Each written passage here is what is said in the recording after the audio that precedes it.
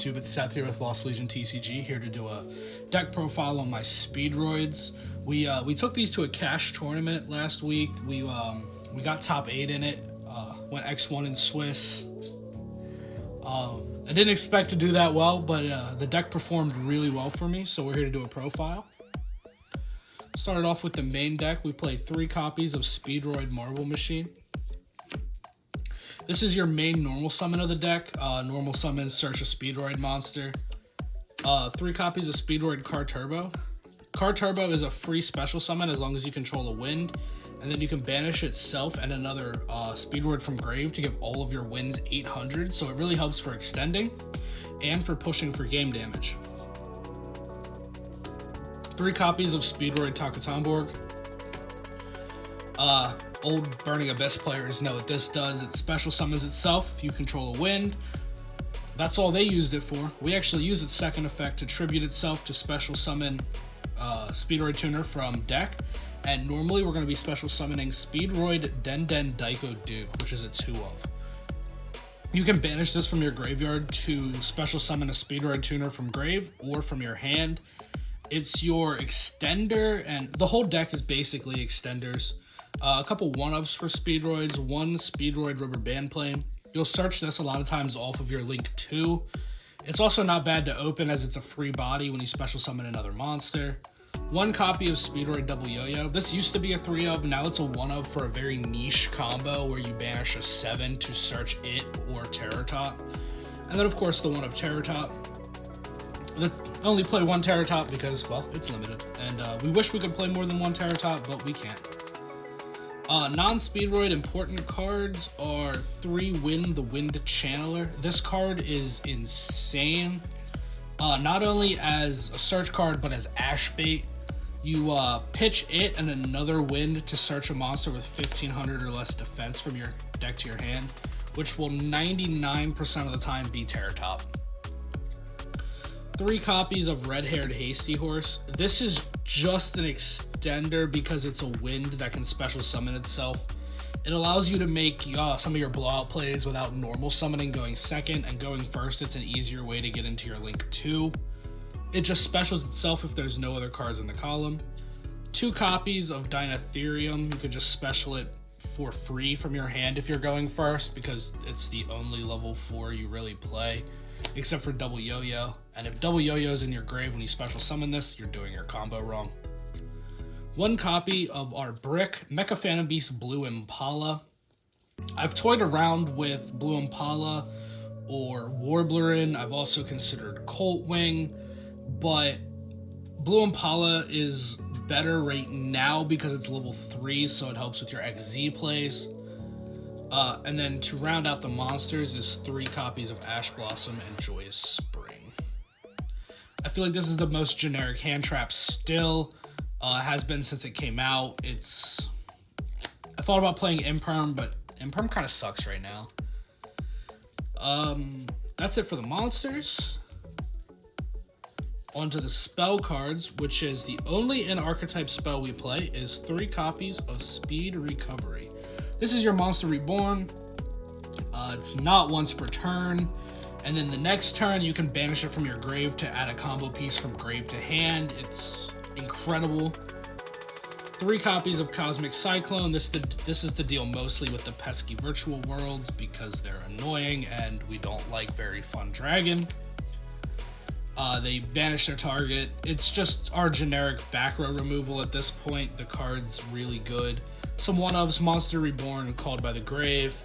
A well-timed Droll and Lockbird can hurt a lot, so Called by the Grave, Monster Reborn's an additional extender. Onto the trap cards is 3 copies of the best trap in the game currently, I believe, Solemn Strike.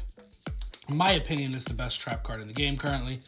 Stops Virtual World, stops Drytrons. It's just really good going first. And then the MVP of our main deck, 3 copies of Goes in Match. This card single-handedly won me multiple matchups. A lot of the meta currently is just like almost a hodgepodge of engines, so if you can stop them with your Goes in Match and then follow up because your entire deck and extra deck is wind, Speaking of extra deck, we play 2 copies of High Speedroid Rubber Band Shooter. This card is honestly really good. It can give you an extra normal summon, although you won't use that effect that much. It does lock you into synchros. You can also use its second effect, which is the one you use most times, to banish a synchro for cost, and then reveal 2 Speedroids whose levels equal the one you banished. One of those 2 goes to your hand, the other one goes to grave. The only other link we play is Mecha Phantom Beast Auroradon. You probably guessed we played this because of the Blue Impala in the main deck. Mecha Phantom Beast Auroradon is almost tailor-made for Speedroids. It takes machines to make, it's a wind, it gives you access to synchro plays with the tokens, it gives you access to an additional level 3 in Blue Impala. It's really everything we could ask for. I've considered actually bumping the card to 2. It's just the extra deck space is kind of tight for the build I wanted to play. You can also play a pure going second variant of Speedroids, not Mecha Phantom Beasts, where you don't play Auroradon at all, but I think that this card is insane. We play 3 XZs. We play 1 Totem Bird, 1 Bamboozling Gossip Shadow, and 1 Leviair. Totem Bird, detach 2, negate a spell or trap. Bamboozling Gossip Shadow is Nibiru Insurance for games 2 and 3. And Leviair the Sea Dragon gives you access to more Crystal Wing plays. Into the synchros, 1 level 9 synchro is Virtual World QB Shenshen. This card is insane. It's Macrocosmos on legs. You can bring it back. You get super easy access to Shenshen off of the Auroradon because it gives you the tokens to make 9. 2 copies of Crystal Wing. Crystal Wing is pretty self-explanatory. It's your main boss monster of the deck. You can make it really easily. Crystal Wings has been good forever. 1 copy of Battle Wasp Hama the Conquering Bow. This will generally be your going first, the card that you banish off of your Link 2 in order to search, although it serves much more of a bigger role than that in the deck. Going second, this card can be 7,200 damage by itself, because if it's made with a synchro, it can attack twice, and then the card turbo boost puts it at 36, attacking twice is 72, so you just need virtually any other monster. 1 copy of High Speedroid Kite Drake. If we played a going second variant of this deck, you would play 2. But this card is insane. On summon, it's either a mass negation or a board wipe. So it forces a negation. You can make it without normal summoning. If they negate and destroy it, you get a search.